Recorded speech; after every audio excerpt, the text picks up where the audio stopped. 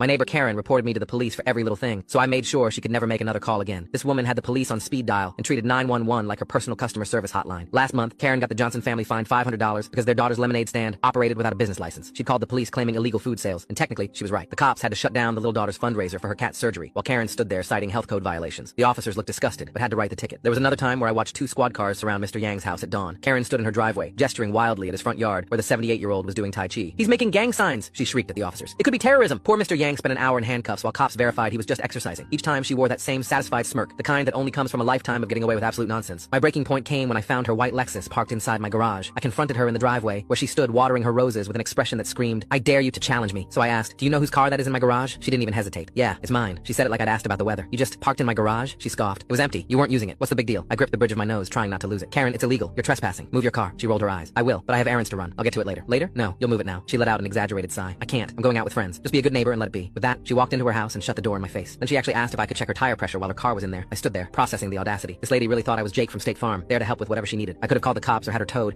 but her smug dismissal flipped a switch in me. 3 days. That's when I noticed my flight to Costa Rica on the kitchen calendar. 2 weeks of beaches and peace. And that's when the idea hit me. Her Lexus was still sitting in my garage like she owned the place. She wanted to leave it there? Fine. I walked out and looked at my garage. It had locks. Good ones. The kind you'd use before leaving for vacation. I simply locked up my garage like I would before any trip. I wasn't doing anything wrong, just securing my property before leaving town.